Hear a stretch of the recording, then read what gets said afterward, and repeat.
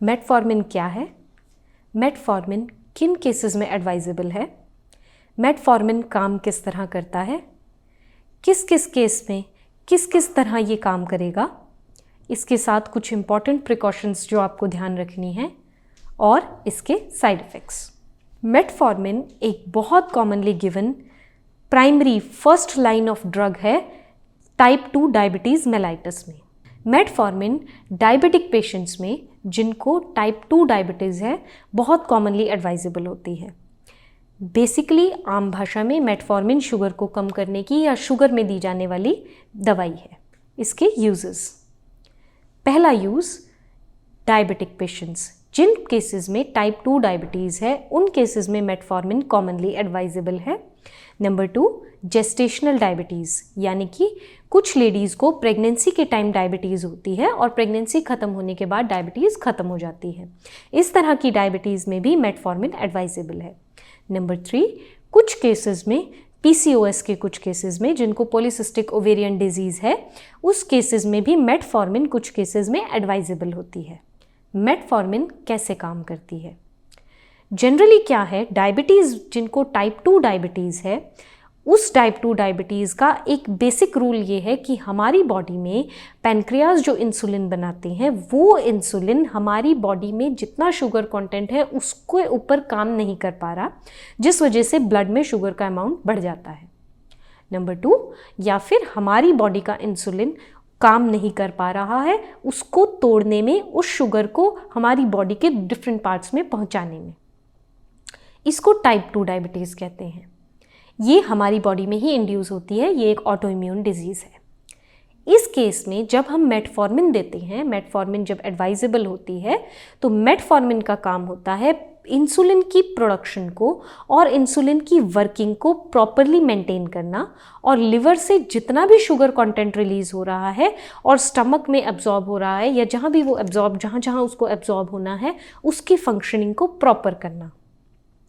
Metformin generally type 2 diabetes में इतनी commonly given दवाई है कि ये जनरली उसको बहुत हद तक शुगर को कंट्रोल करने में हेल्प करती है। मेटफॉर्मिन की डोजेज, जनरली मेटफॉर्मिन 500 मिलीग्राम्स में अवेलेबल है। आपके डॉक्टर आपकी कंडीशन को, आपके ब्लड शुगर लेवल को देखते हुए इसको जनरली 1 to thrice डेली तक आपको एडवाइस कर सकते हैं। आपको ध्यान रखना है कि आपको ये खाने के बाद लेनी है, जैसे आपको डॉक्टर ने दी है वैसे लेनी है, जितनी मिलीग्राम में दी है उस टाइम लेना है। जनरली जब मेटफॉर्मिन स्टार्ट की जाती है तो वो इवनिंग 1 डोज के साथ स्टार्ट की जाती है। उसके बाद depending upon the symptoms, depending upon आपकी रिकवरी कितनी है, आपका ब्लड शुगर किस लेवल पे कंट्रोल है, इसकी डोज को बढ़ाया या घटाया जा सकता है। प्रिकॉशंस, मेटफॉर्मिन के साथ आपको जो बहुत इंपॉर्टेंट प्रिकॉशंस लेने हैं, जो आपको अपने डॉक्टर को अवगत कराना है, जैसे आप मेटफॉर्मिन लेते हैं आप अपने ब्लड शुगर लेवल को रेगुलरली चेक कराएं और ध्यान रखें कि ये कंडीशन लीड करती है हाइपोग्लाइसीमिया को। हाइपोग्लाइसीमिया मतलब मेटफॉर्मिन की वर्किंग इतनी इफेक्टिव है कि ये कई बार बॉडी से शुगर के लेवल को नॉर्मल लेवल से घटा देती है, और ऐसी कंडीशंस में आपको बहुत सावधान और सतर्क रहने की ज़रूरत है। तो आप ध्यान रखें, अगर आप मेटफॉर्मिन पे हैं आप वीकली या 2 से 3 दिन बाद ज़रूर अपने ब्लड शुगर लेवल्स चेक कराएं। नंबर 2, जब आप मेटफॉर्मिन पे हैं तो ये कॉमनली इसकी अगर डोजेज है वो लीड करती है एक कंडीशन जिसको हम लैक्टिक एसिडोसिस कहते हैं।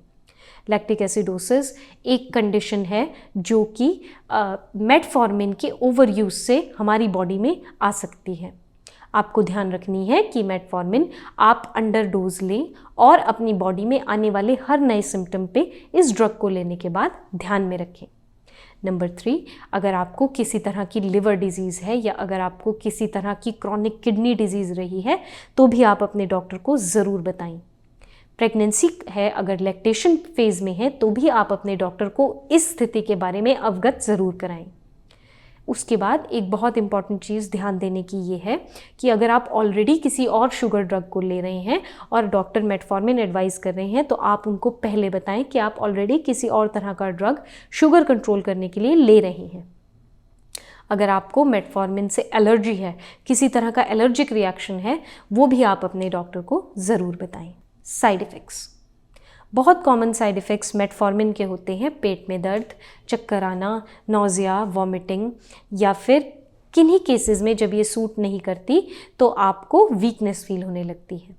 इसके अलावा अगर ये हाइपोग्लाइसेमिक कंडीशंस पे जाती है, अगर ये बॉडी से शुगर लेवल को नॉर्मल से कम करती है, तो आपको हाइपोग्लाइसीमिया के भी सिम्टम्स देखने को मिलेंगे, जो कि जनरली है कि आप बोलने में इम्पेयरमेंट ऑफ स्पीच होगी, ठीक से नहीं बोल पाएंगे, ठीक से खड़े नहीं हो पाएंगे, आपको चक्कर आ सकता है, गिर सकते हैं, बेहोशी आ सकती है, आंखों के आगे अंधेरा छाना।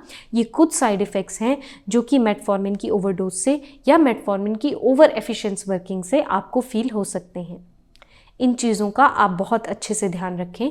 किसी भी तरह का साइड इफ़ेक्ट अगर आपकी लिमिट से बाहर है, अगर आप उसमें अनईजी हैं, तो आप तुरंत अपने फिजिशियन या डॉक्टर की सलाह लें। डॉक्टर की सलाह से इस ड्रग को कम या बंद करें, अन्यथा अपनी तरफ से आप इसे बंद ना करें। होपफुली वीडियो आपको पसंद आई हो। अगर वीडियो पसंद है तो लाइक, शेयर, सब्सक्राइब ज़रूर करें। Thank you.